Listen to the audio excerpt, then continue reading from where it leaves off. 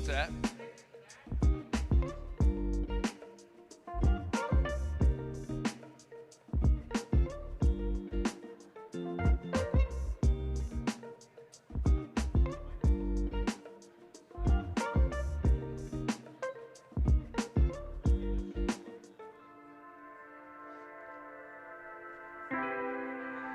Good afternoon. Welcome to the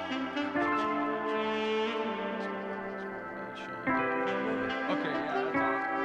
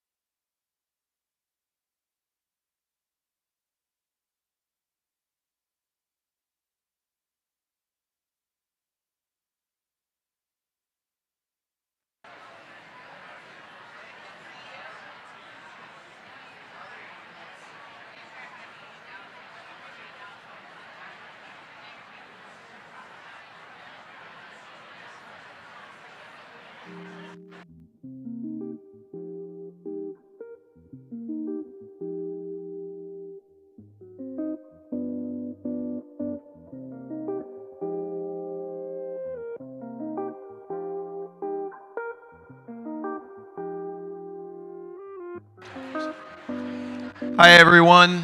Welcome in. We're going to get underway with the program about 5 or 7. We know a lot of you are getting acquainted and some hellos, but if you could, please start making your way toward your seats. We'd appreciate it. Make your way toward your seats. We hope to get underway in about 5 or 7 minutes. Thank you.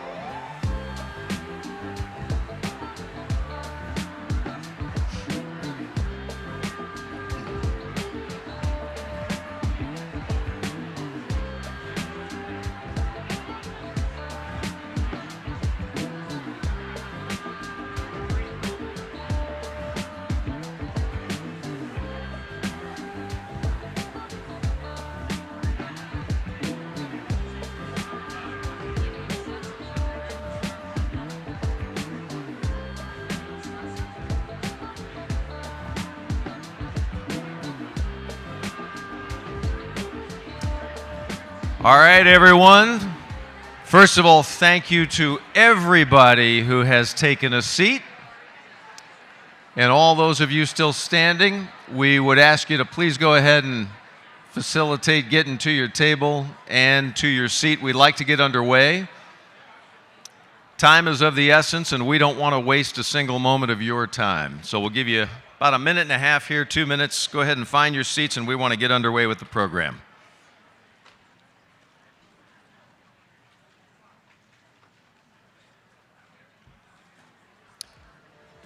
You know, I got to use this trick at my house. All you got to do is turn the lights out, and everybody suddenly gets quiet. I like that.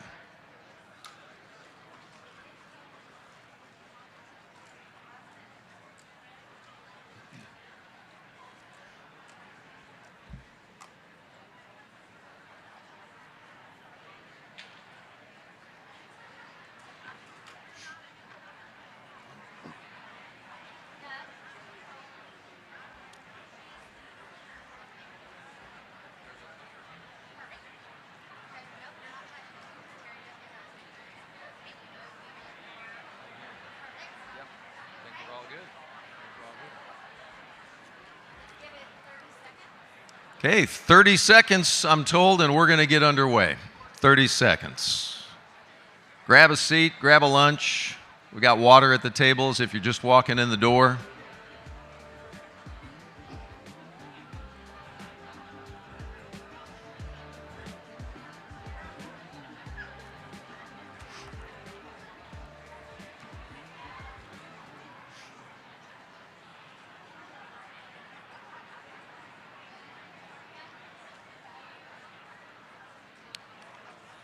All right, ladies and gentlemen, with that, what do you say we get underway today? In my house, when we meet a new person, we say hello. So to each of you, I say hello. Thank you very much. Nice and easy. That's how it works. Good afternoon to each and every one of you. And a big, hearty, warm welcome on a fairly chilly day, obviously outside, to the 10th annual Bring the Conversation to Light Luncheon, brought to you today, of course, by the Jordan Elizabeth Harris Foundation. My name's Doug Dunbar. If you don't know, I'm from CBS News Texas. 19 years, almost 20, here in North Texas and counting, thankfully. And for those years, 19, I'd say probably at least 2/3 of them, I've known Tom Harris, and I met Tom mostly through a love of aviation. He ran the airport that I still happen to fly out of as a general aviation pilot, so it's a joy to be over at Alliance. But in the last year and over the course of hearing about Tom and then meeting Ellen through the years and understanding the story that unfolded for them, in the last year, I had heard about a really highly successful program that was running through the foundation, and I'm really glad to share that you're going to hear about that program, a lot more about it through this hour. The program is something that is making a really big difference.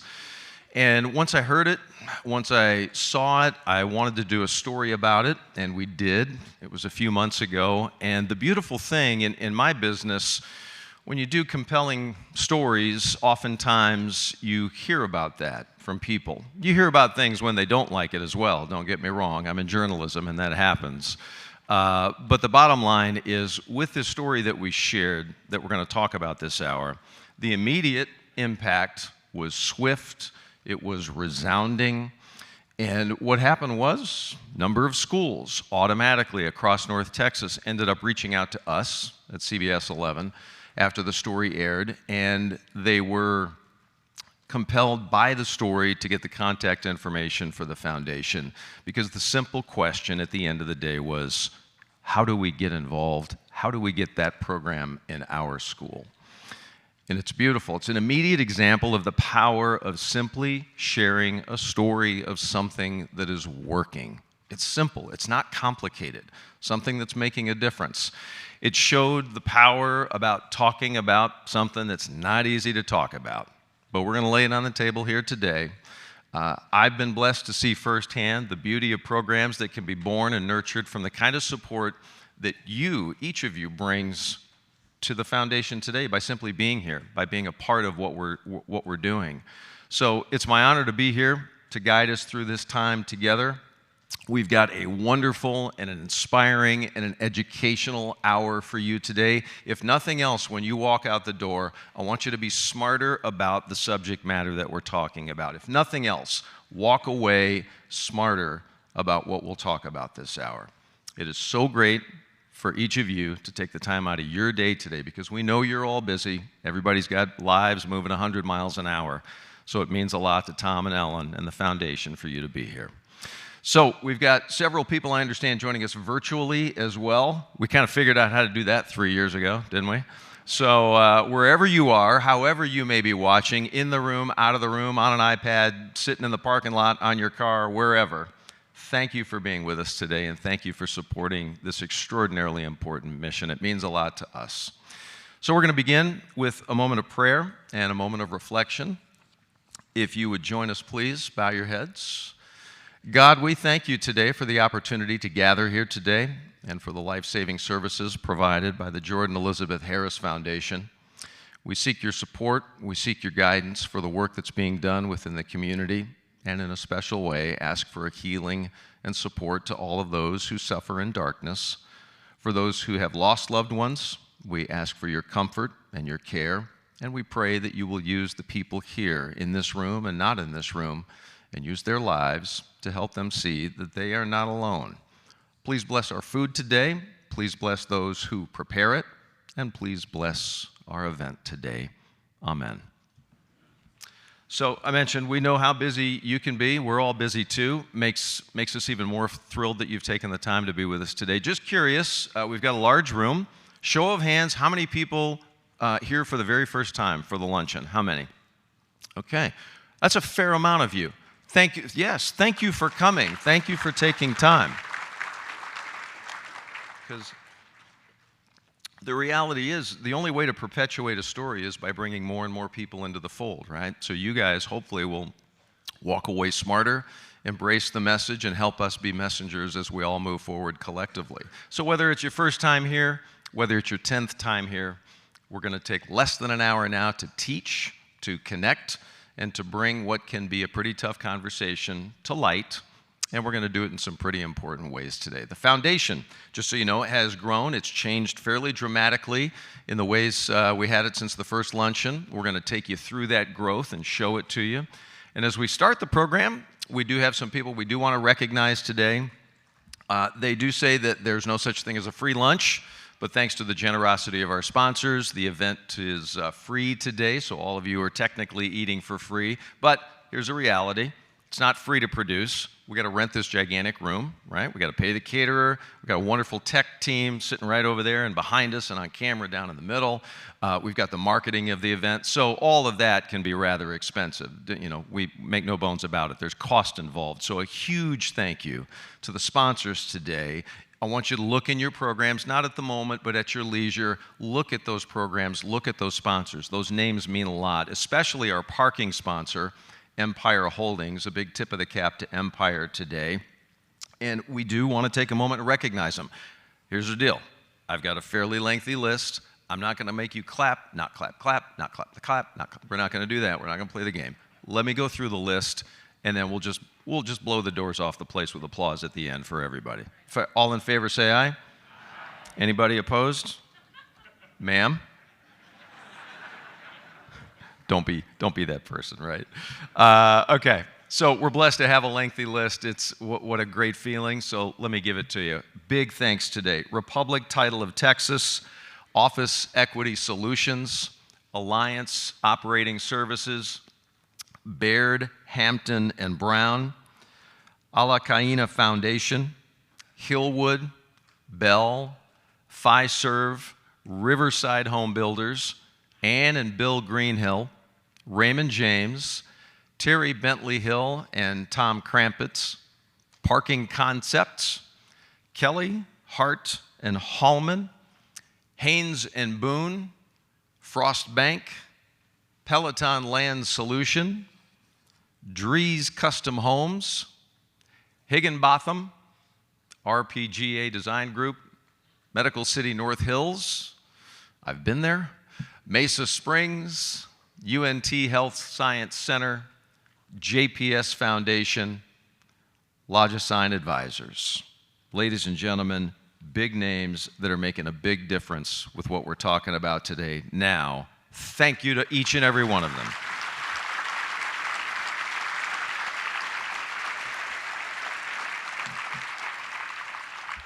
You guys are good. You guys are very good. Just crowd can follow directions. Good. So another group of people we want to recognize today are table captains. These are the people who help fill the tables. The table you're at, you have a captain. So real quick, if you are a table captain, first of all, big thanks. So stand up if you're a table captain. Let's get a look at them all around the room. Thank you, guys.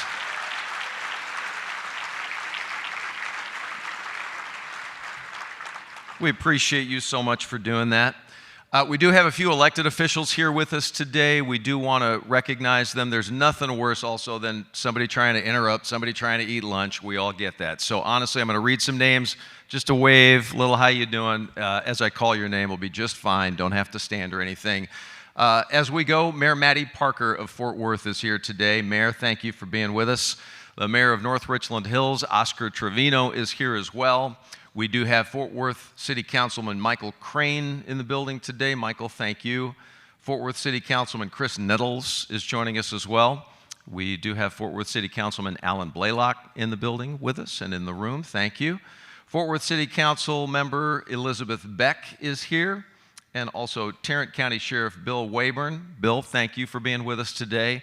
And finally, huge, big thank you to our luncheon committee, especially returning as committee chair. That would be Lisa Doherty, and also foundation staff and board members who literally work year-round to make this thing happen today. So much work goes before you walk in the door today.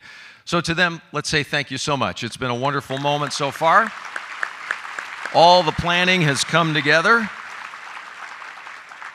So I promised you earlier that we're going to take you through the last 10 years of work that's been done and share how this foundation has grown and where we are today. To learn a little bit more about that, let's take a few minutes to watch the video on the screens, whichever one suits you best.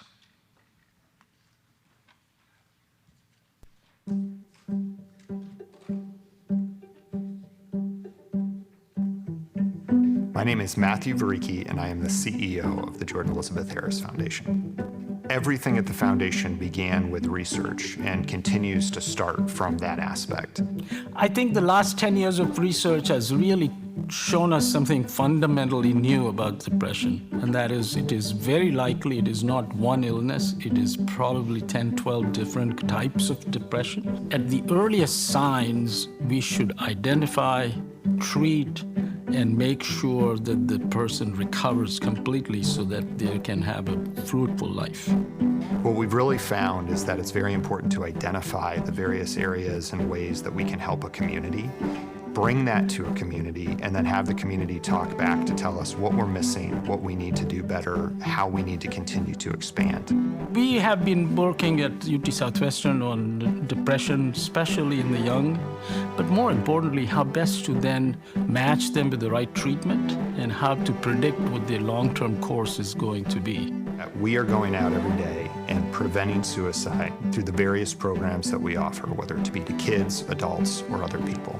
And then we are providing research in a way which allows us to continue to build and share our programs and ultimately change the entire landscape here in North Texas. We have to have society, community engaged with, for example, the Hope Squad is really changing the conversation.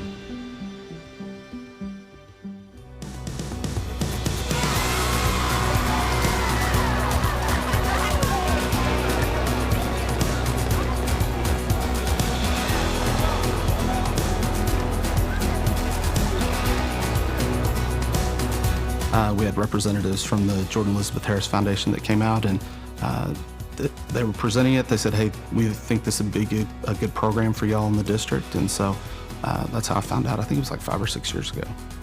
I was very interested in becoming an advisor for Hope Squad because the counselor and I worked closely in conjunction with a lot of our students who were having social emotional needs. The opportunity for us to have open conversations with parents and recruit the students where it's no longer taboo. We talk about it. Parents are receptive to children learning about suicide prevention. It's a foundation. It's giving them things that they can walk away with to apply in their own life, but also to continue to spread and share with others. I mean, this is something the kids are talking about anyway, and so why not roll out a program that's going to help equip them to help not only themselves out, but their peers out. One of my friends that is also in Hope Squad had helped one of my other friends because she had a journal and she was writing stuff in the journal about what she wanted to do with herself. I think it's easier for kids to talk to a friend because they can trust their friend that they've been talking to.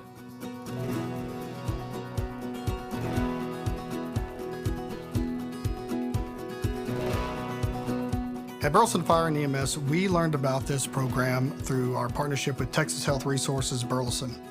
They reached out to us and they said they have a program called QPR. QPR stands for Question, Persuade, and Refer. We had just some very generic suicide prevention programs here in the city, but QPR was the first really in-depth program that we really embraced. This is very important for us because just as first responders, we are here to help people. And that program helps us to be more comfortable to provide the right kind of resources that they may need. I'm Vicki Summerall, and I am a Senior Vice President at Republic Title. Why we as Republic Title invest in it and why I invest in it is that we can cause a shift in the pervasiveness of suicide and depression in the world that we live in. Tom and Ellen and the whole group have done an incredible job, and the effectiveness the foundation has in doing prevention, intervention, research, education, peer support. It's always a privilege to get to walk with people that are trying to do good in the world. And I'm just thankful to have the opportunity. I was not blessed to know Jordan, but the stories that people tell about her and how she was a light for everyone carries on in everything that Tom and Ellen has done. They chose to share that with the community, with the idea being that it would change other people's lives. And you have to look no further than the 1,000 people who are in the room every year for this luncheon to know that it absolutely has. When I was a superintendent, in the course of the 7 years that I worked within our system of about 15,000 kids, we had 7 suicides. We had 3 kids and 4 adults. And every time I would meet with a family, every time I would meet with a principal, there was this sense of there was really nothing else that we could do. And the truth of it is that I didn't believe it. The people I was sitting across from didn't believe it. And so to meet the Jordan Elizabeth Harris Foundation, to have them start to come into our schools, to make a difference among kids who are suffering, among adults who are suffering, that kind of thing makes this job, which could be filled with sadness, one that's ultimately filled with just tremendous joy.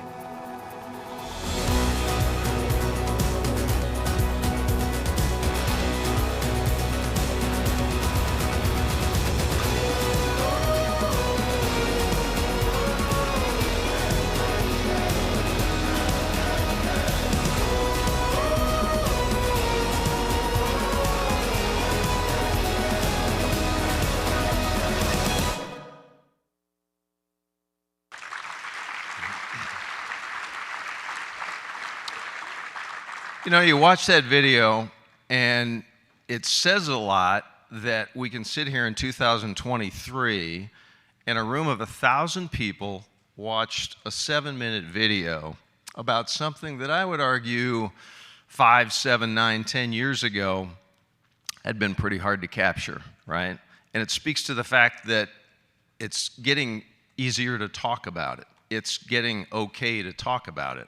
And that's a big deal. That's a big reason why we're here. So you get inspired by something like that. We hope you certainly do. It is amazing to hear about the great work that's being done, and especially the Hope Squad and the hope that comes with suicide prevention and how it's actively at work in the community, especially with our kids. I got 2 kids right in the middle of it. You know, I got one at college, I got one at high school. And you wonder every day when I over the years look at Tom and Ellen's story, but for the grace of God, go any one of us, right? So to help us better understand, to get a little better educated on all this, I promised you we'd do that. We want to hear from the man who you heard a little bit in the video from him, who runs Point at the Jordan Elizabeth Harris Foundation. Would like to bring up the man, Matthew Varicki. He's now been at the foundation for just over a year. And in that time, he has worked to expand the programming that the foundation has offered. He's helped to grow the board, primarily been focusing on walking in the footsteps of Tom and Ellen to carry everything forward. And Matt came to the foundation, as you heard a little bit in the video, from the education background, where he worked as a teacher. He was a principal, president, and eventually superintendent. Matt did graduate from the University of Notre Dame, received his master's degree in education from the very same university. Understand he earned his doctorate at the University of Oklahoma. He says he is thrilled to be part of the great work that's being done at the Jordan Elizabeth Harris Foundation and is excited to lead the organization and bring the hope to those who need it. So beyond proud to bring to the stage Matt Varicki. Matt, come on up.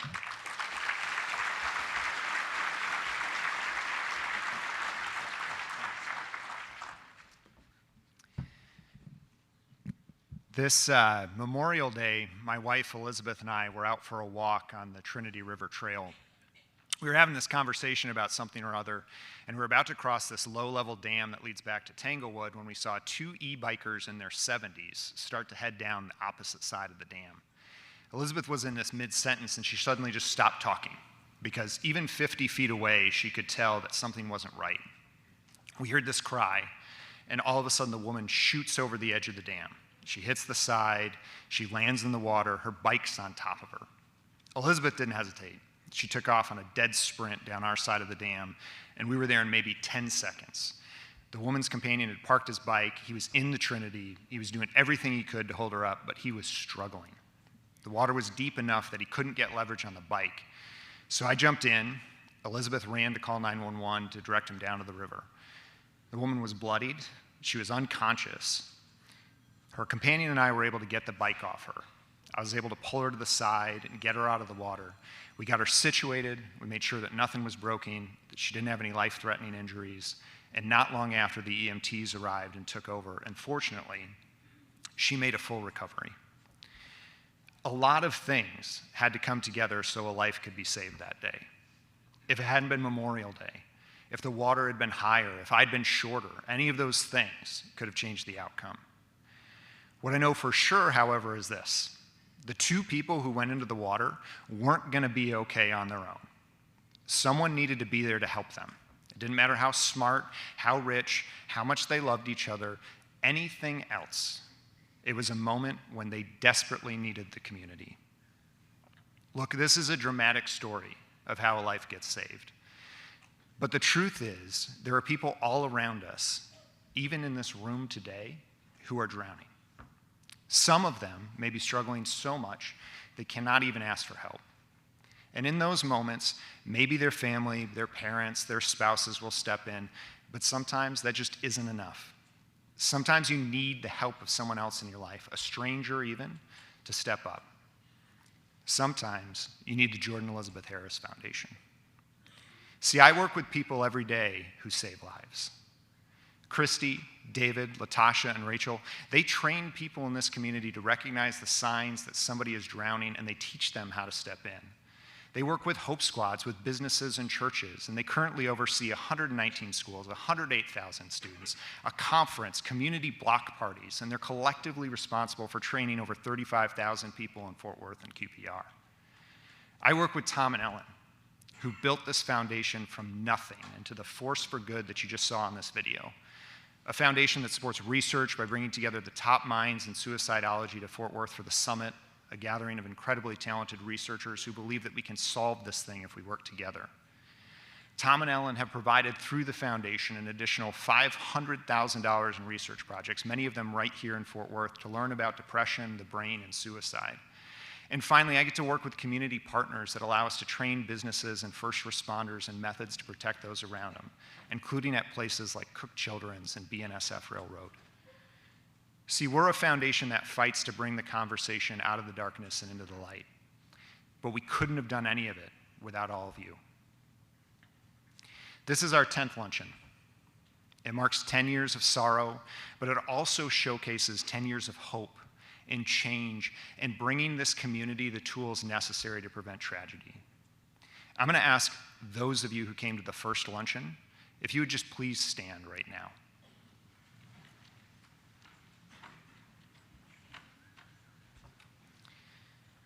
You were here at the very beginning. You helped this foundation become what it is today. Just please stay standing for just a second here. And what will become tomorrow. And I also want to call out in a special way those of you who've been with us every day since then. So if you've come to all 10 luncheons, please remain standing. You want to see heroes? These are the heroes. When I got up here last year, I told you we were going to launch the summit, we were going to expand our offerings into businesses and churches, that we were going to continue to grow the number of Hope Squads that we served. We could only do that because of the generosity of all of you, and we can only expand with your generosity in the future. To all of you here today, just know how grateful we are for you supporting this mission, for changing the lives of families and people you may never meet, and for helping us to make a world where suicide is never the choice. I'm going to go off script here for just 10 seconds. Don't want Tom to get too mad at me. We got to stay real close on our schedule. We got some data yesterday, which I think is really important. And every year we get the data on suicide numbers, and every year we kind of have to get up here and we say, hey, look, it's more bad news, it's more bad news, it's more bad news. But this year it was different, because we found out that in 2022, out of the 4 major counties, Tarrant, Dallas, Collin, and Denton, that are in North Texas, one of them had a 5.4% reduction in suicides. I'll give you a hint. And the other thing that we got is that for 2023, we actually have seen, through November, a 50% reduction in suicides among youth.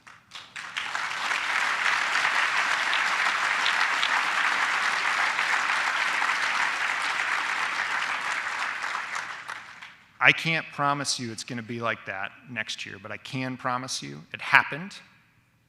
It's not happening in other places. So thank you for being part of the solution, for making this happen. I'm going to turn it back over to Doug.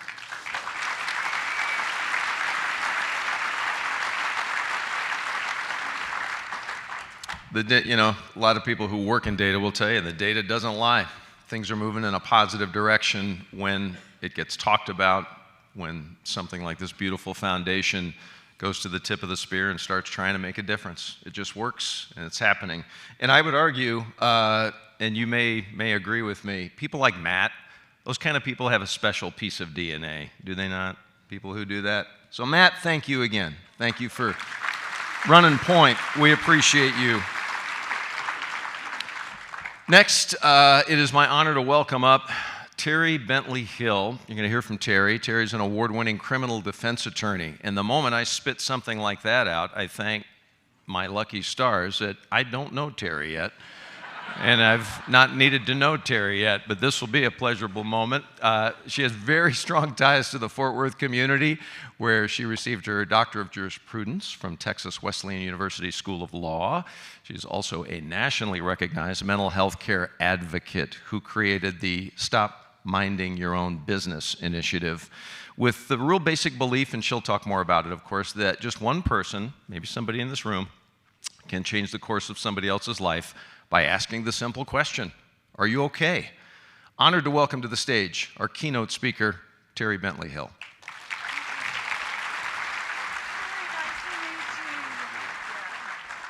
Hey, everybody. How are you? Okay, you have to humor me before I get started. I grew up in the 70s, and I will never miss a disco ball. So if you will, look right up there. Can you see that disco ball? That has made my day. I'm so glad to be here, Tom and Ellen. I was here on the first day that you started this foundation. And I can't tell you what an amazing thing has happened here because we brought the conversation to light.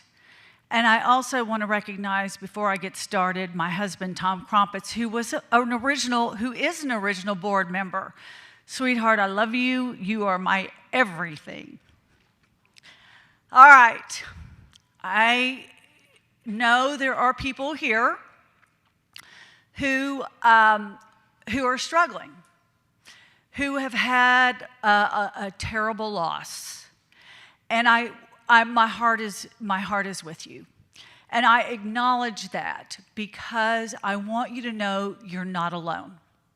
There are 1,000 people in this room who are with you. You are never alone. And I want you to know that you're going to be okay. And I can say that with authority because I am a survivor of suicide. I'm a survivor with a capital S. That means I'm one of the ones who have been left behind. 30 years ago, I lost my former husband to suicide, actually 28 years ago. And then 9 years after his death, I lost my youngest daughter, Hallie. And that is Hallie Hill. She was 14 years old when she took her life. And one of the fears a parent has when they lose a child is that people will go on with their life and people will forget your daughter or your child. So I want you to know that it's always okay to say the name, and that is Hallie. And I will introduce you to Hallie a little bit more as I go on. And I thought about this. I talk a lot to different groups, and I thought, what am I going to say to this incredible group? And I thought, well, what I'll do is, since it has been 28 years since I lost my former husband, that I will share some of the things that I have learned, and I'll pass that on to you. First of all, I want to give you the good news. The good news is that suicide is one of the most preventable deaths. Suicide is preventable. But we've got to talk about it, and that's why we are all here. Now, I want to also say, I have learned that suicide is one of the most difficult deaths to grieve because it's very complicated.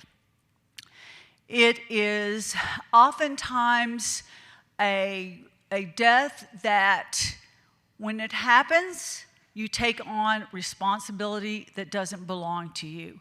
There are a lot of the wouldas, couldas, should haves. And one of the things that I know that I experienced with both my former husband and with my daughter Hallie is, what is wrong with me? That people keep dying around me. I made it very personal. But as I've gone along and I've learned more and I've talked to so many people and I got into therapy, I have learned that it wasn't about me. And I have also learned that those whys that we all ask, why? Why did this happen? Why? I don't understand. I had to let go of the whys because there's only one person who could answer that question, and that person was no longer here to answer that question. So I had to learn to let go of the whys. Now, my former husband, what I've learned is secrets keep us sick, okay? And I tell you that because my former husband was an elected official. He was an elected district attorney, and he struggled with mental health issues and depression.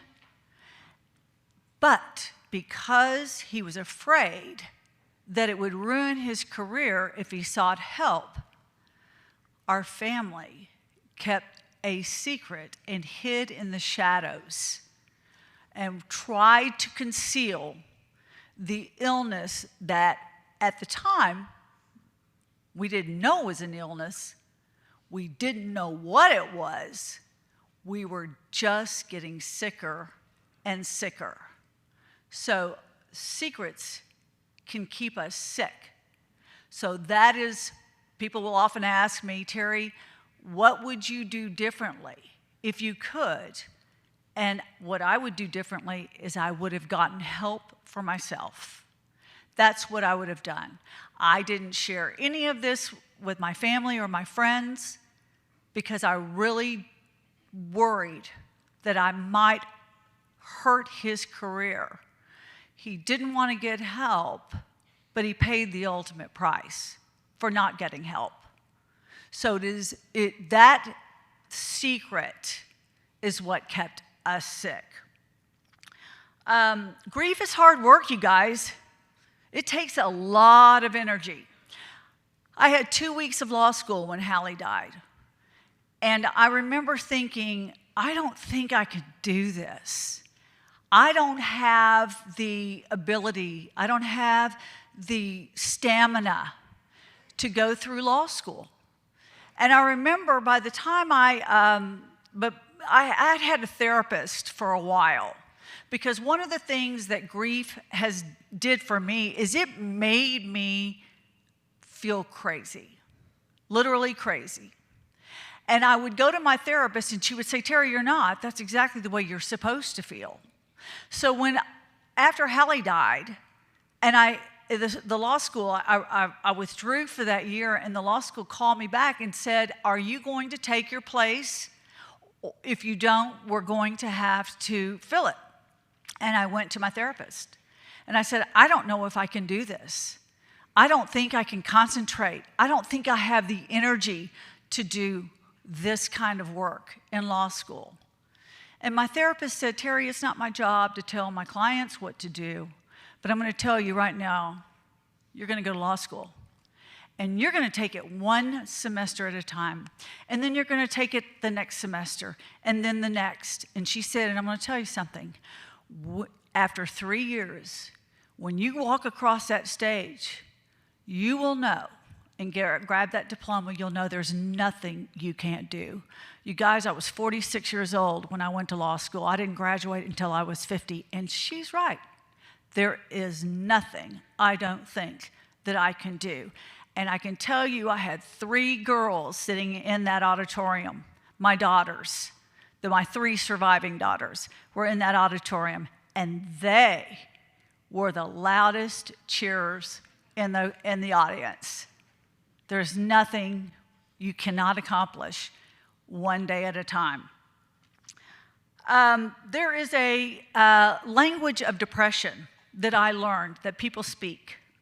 And I didn't speak that language of depression. I didn't know what the message was, but people will speak a language of depression, and it can be verbally or nonverbal.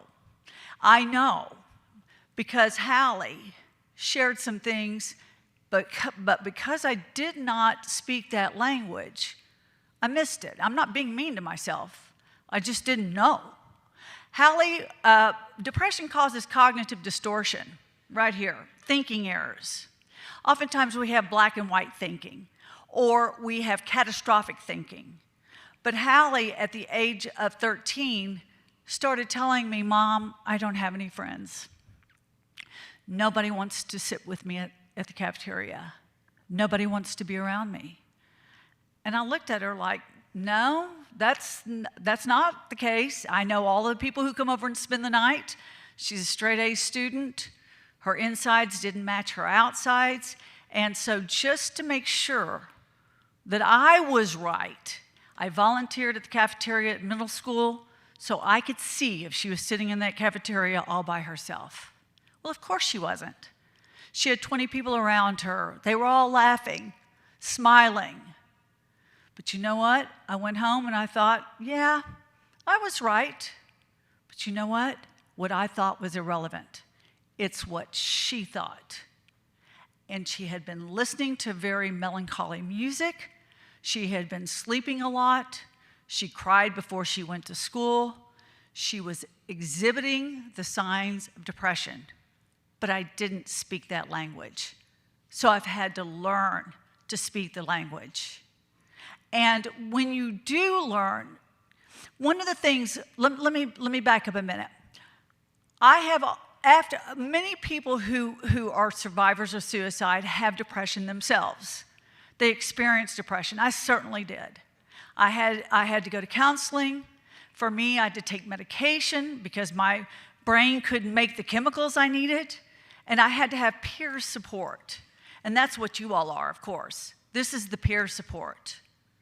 But what I had to learn to do is I had to do certain things to take care of myself. And one of those things is that I had to be open, honest, and transparent. And I had to tell my story. There were times at night when we talk about the darkness, the hardest times for me were at night after Hallie died. But you know, I had friends who told me, Terry, I'm praying for you. When I wake up at night, I will be praying for you, and I'll be praying for you while you're asleep. And as I laid in that bed, and I saw this light up, and it said, I'm praying for you, I began to believe. I began to believe that those prayers were being lifted up on my behalf. And it empowered me because I believe God holds those prayers in a golden bowl by his feet. And they are a sweet incense to him. And I began to feel that. And I knew that I was not alone. And so I started telling my story. And Doug was talking about the story. The story is everything.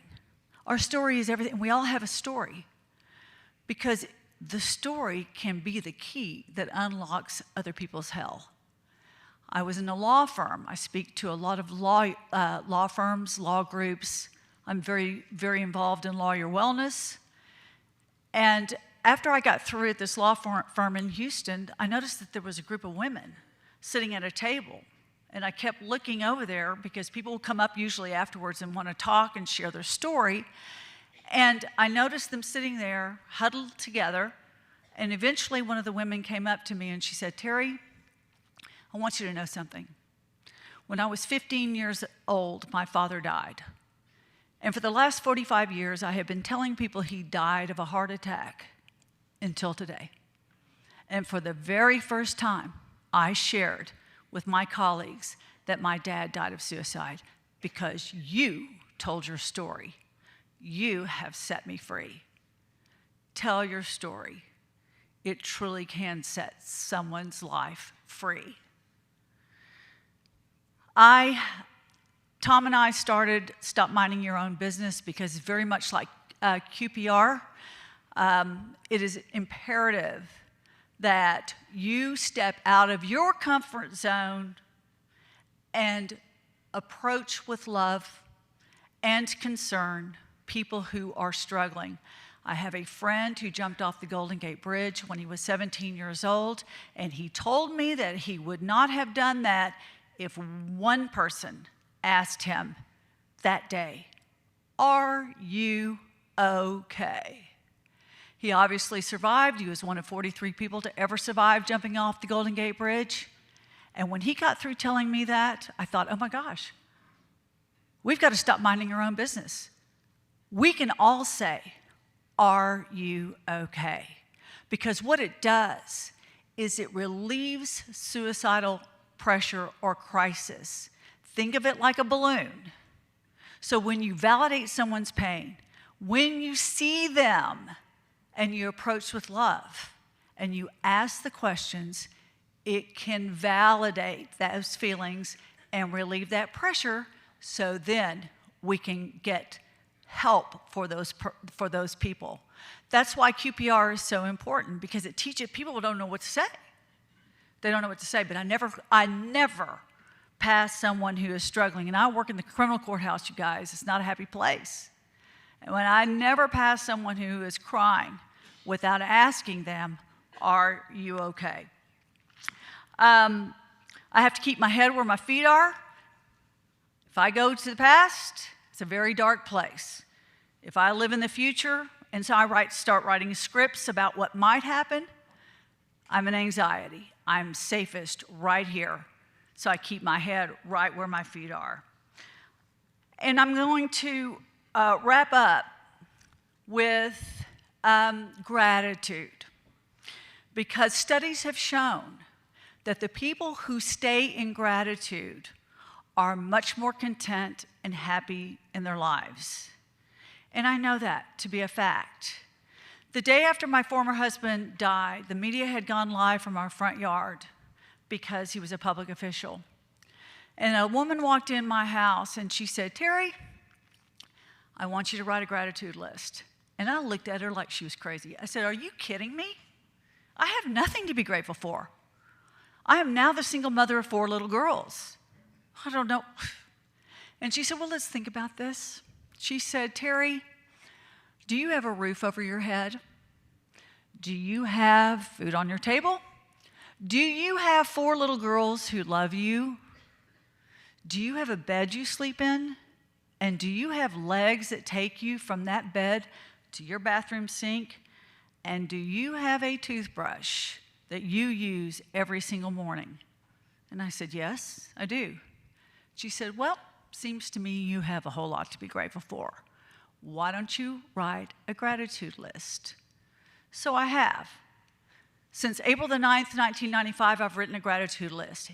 And of course, I put the big stuff on that gratitude list. I'm grateful for my husband. I'm grateful for my other children.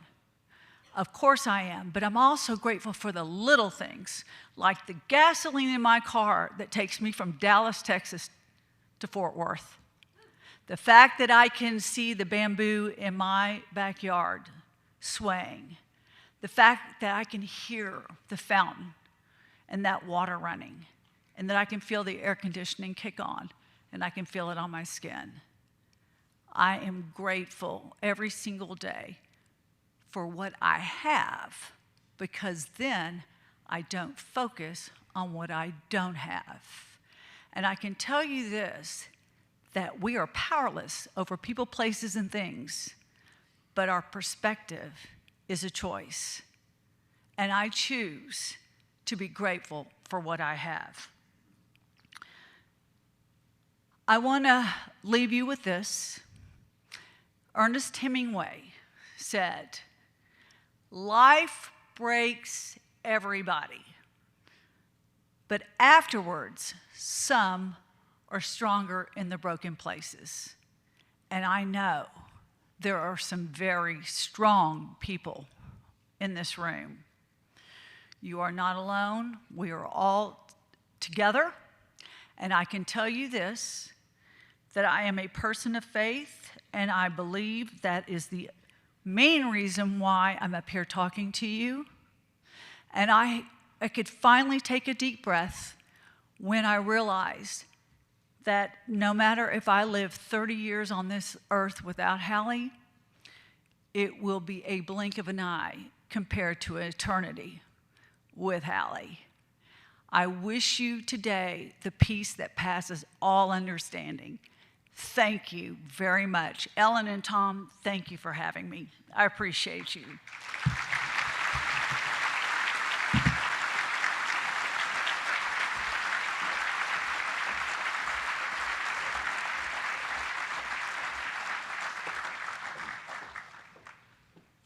Beautiful words. Terry, thank you for your honesty.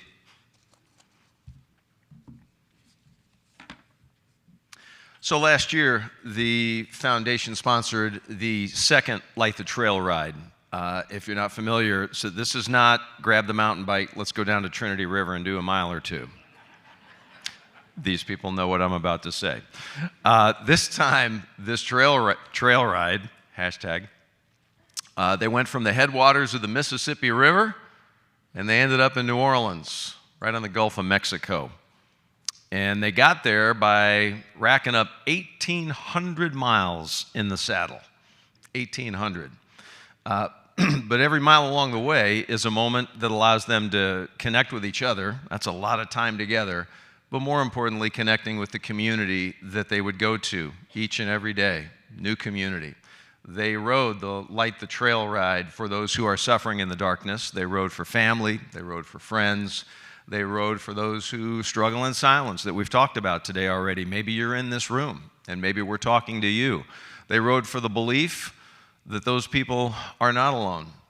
And we know that that feeling of isolation is there, and those kind of folks who have those feelings, unaware of those who are ready and willing to lend a caring and a listening ear. But there's a lot of people out here waiting to listen.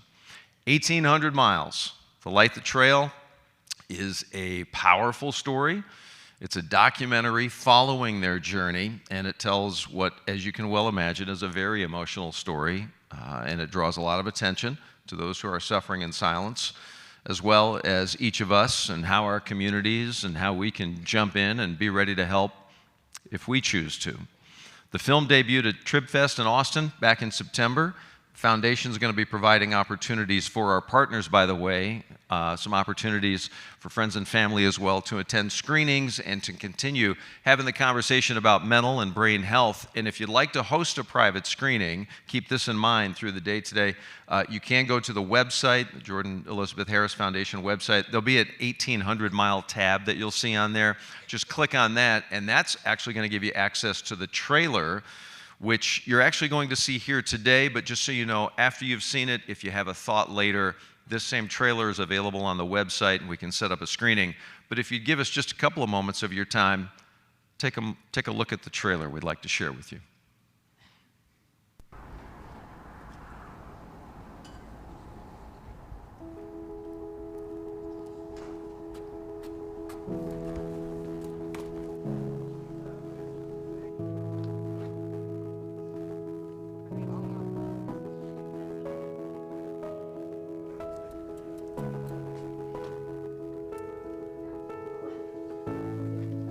When emptiness hides the truth and gray clouds block the silver lining, let's talk. Because in order to remove a stigma, you have to bring the conversation out of the dark and into the light.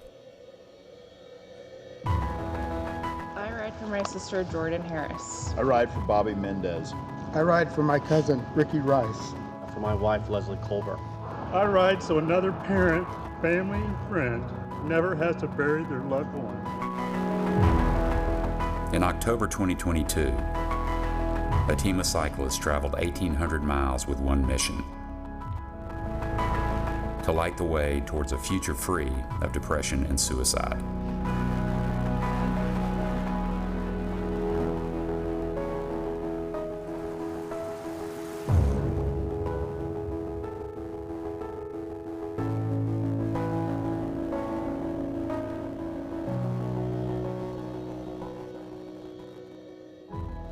I don't think there's a bike ride I go that I don't think about Matt.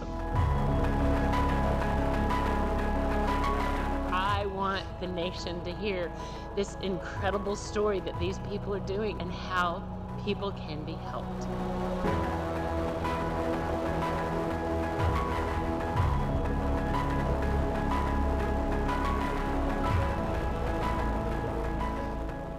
Join us for their inspiring journey. 1,800 miles, the Light the Trail documentary. Coming soon in 2023.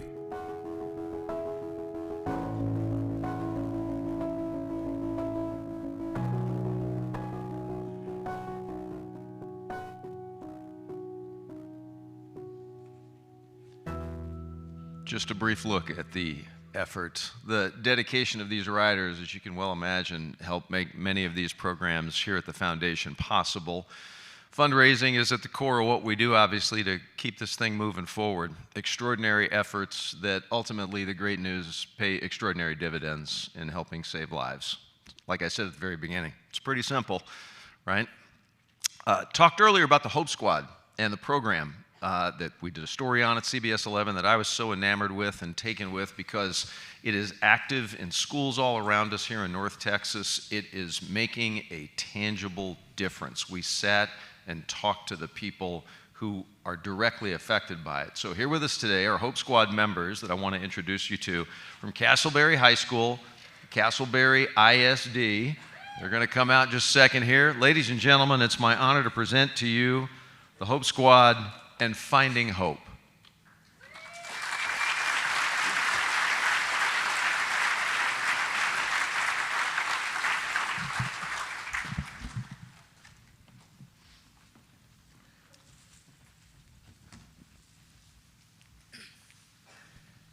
It was a tough game last night.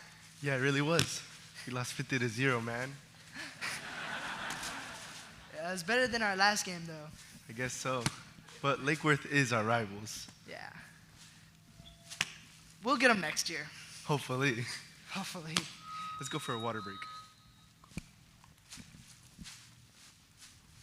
Those are the ugliest girls I think I've ever seen in my entire life. We were like, what are they even doing? Are they like, is that cheerleading? They're such losers. Nobody likes them. And what are they even doing? My question is, how did they made into that cheerleading team? Just look at them. They don't even know how to dance right. And look how they even look. They don't even look good. They should be kicked off. Oh my, let me see that picture. Look, they look so bad on this picture. Oh my gosh, send me that. I'm gonna send it to the whole school so they can all see how ugly they really are. Ugh. Such a hard game to cheer at. I'm tired. Oh my gosh, look at this. What is that? Someone posted an ugly picture about you. Why would they do that? No, go away, I can't. Leave me alone.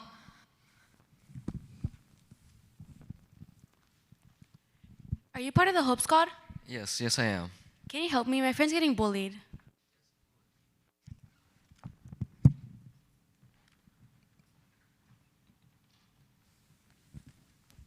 I brought something to help you. Do you want me to stay or do you want me to go? Can you stay? Yeah, I've been having such a rough week lately, and I started getting cyberbullied, and it's my last straw. Well, I just want to tell you, if you do want to talk to me, I am going to have to tell all of my Hope Squad advisors about this. I understand. Okay, to start off, do you have any thoughts of harming or killing yourself? Lately, I've been having some. Well, I can walk you to our Hope Squad advisor's office to refer you to them. Okay.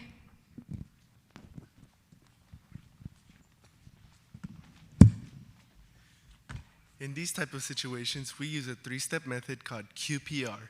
It's an acronym for question, persuade, and refer.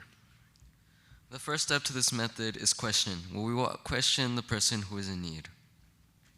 The second step we take is persuade, where we persuade the person to find help with one of our Hope Squad advisors or a school counselor. The last step to this method is refer, where we will refer them to our Hope Squad advisors. Thank you so much for supporting the Jordan Elizabeth Harris Foundation as you keep Hope Squad up and running in our schools. Being part of the Hope Squad has given me a sense of purpose and the opportunity to make a difference in the lives of others. So if you are interested in bringing Hope Squad to your area, please let Ms. Christy Wiley know. Together, we can spread hope and make a positive impact in our communities.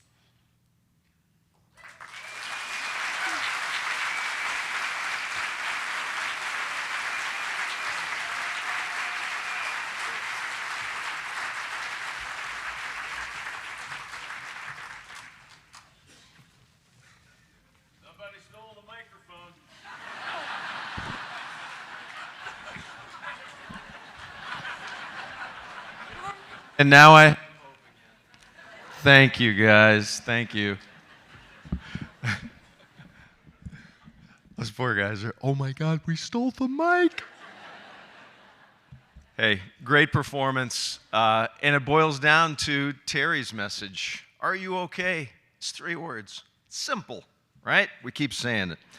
So the foundation, you clearly know by now, does some pretty critical work in this community and beyond. We're very fortunate with us today to have Ellen Harris, the foundation co-founder and board co-chair, and obviously most importantly, the mother of Jordan Elizabeth Harris, who is going to share with you, in her own words, how you can help. Ellen's passion for the mission of the foundation, not only to honor her daughter's memory, but to do everything she can and the family can to help ensure that even all of us in this room today, if we ever experience a loss of someone you love, or maybe an opportunity to step in advance to do that. My honor, ladies and gentlemen, to bring to you, to the stage, Ellen Harris.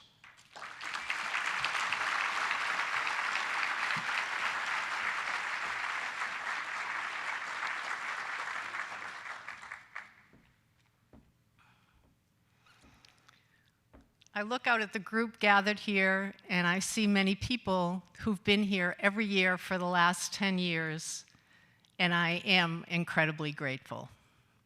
It's hard to believe it's been 10 years since our first luncheon. It's really just a blink of an eye. We've come so far since that beginning, and all of you are the reason for that. We started with a board of directors. Now we have an amazing staff of 6 passionate, committed people who manage the day-to-day operation of the foundation.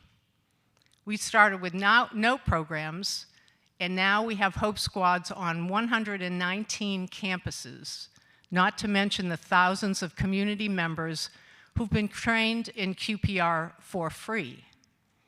None of that, and I can't stress that enough, none of that happens without your generosity, and for that, I thank you from the bottom of my heart. Hopefully you all know that we started our Give Light campaign this year. Darkness is a big part of depression and suicide. It's the overarching sense that things will never get better, that you're stuck in a dark place and you can't escape.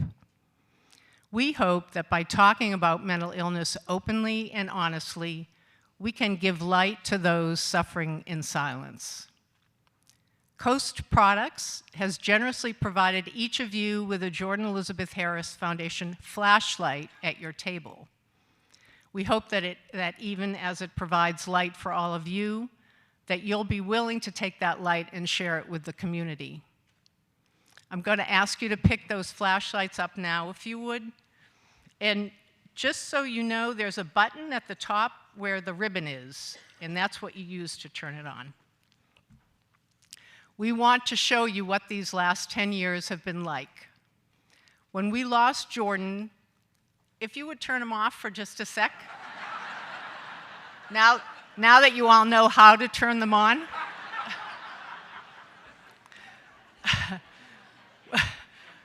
When we lost Jordan, there was a darkness that came over everything.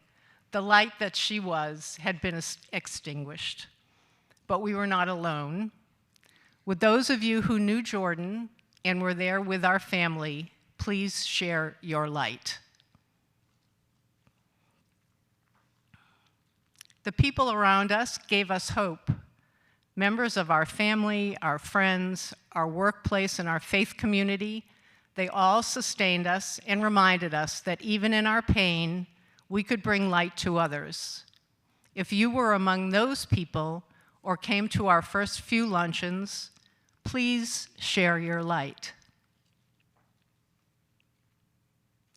When people attended those first few luncheons, we realized how much our community had been affected by depression and suicide, and how those people and their families had faced difficult times and darkness as well. They showed us that there was a need to have more of a conversation, and it was going to take all of us to bring that conversation to light. If you or someone you know has been affected by depression or suicide, please share your light. We didn't stop with the conversation. We grew Hope Squad to cover nearly 120,000 students across 119 schools. We raised and distributed over $500,000 for research into depression and suicide. We trained over 30,000 people on how to spot the signs of suicide and how to intervene. And we used our platform to reduce the stigma that those topics often left in the darkness. If you're willing to join us, to believe that we can live in a world where suicide is never the choice, please share your light. When you're in the midst of darkness, one conversation, one question, or one tiny bit of support may be all you need to see the light. As you can see, we have everything we need in this room to drive out the darkness, to bring the conversation to light. For those of you who support our work and our mission, thank you for sharing your light within the community. For those of you who are just learning about what we do, we'd like to invite you to share your light with others through a gift in support of our work and mission here in North Texas. Your support helps save lives. A donation of $5,000 provides Hope Squad to a school campus for a year.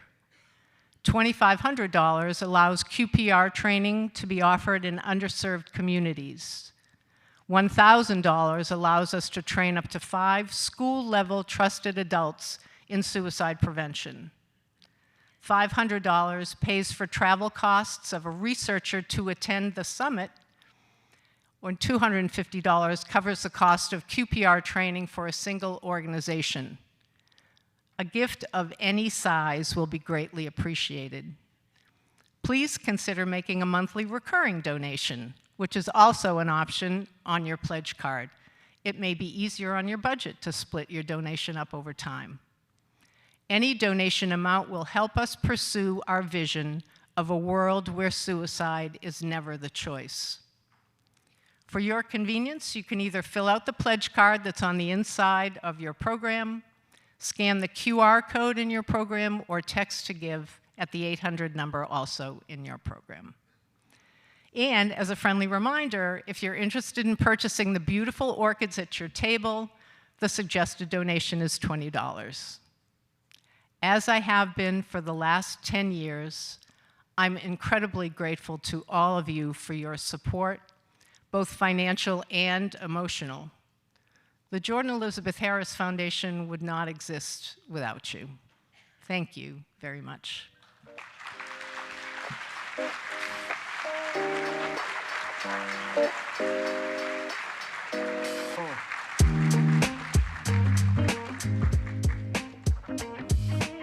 Thank you, Ellen. So that's the message. I made a promise at the very beginning that we'd get you out of here on time. We're real close to that. We're sorry if we've run a couple of minutes over. But the other promise I made to you was that you're going to walk out the door today a little bit smarter about depression and suicide. Have we accomplished the mission? Yes, we have. Good. I'm glad to hear that. It's a tremendous organization. This is a tremendous cause. And again, it's so good to talk about what is so hard to talk about. So please donate. Make sure ultimately you share your light with those who may be in the darkness. As we exit, we'll put the QR code and everything back up on the screen. You can also go to the Jordan Elizabeth Harris website, the foundation website. You can donate there as well. Share with your friends. On behalf of Tom and Ellen and the entire crew at the foundation, it's been an honor to be here with you. Thank you for spending your time with us. Please be safe going home, and we certainly hope to see you back here next year. Thank you.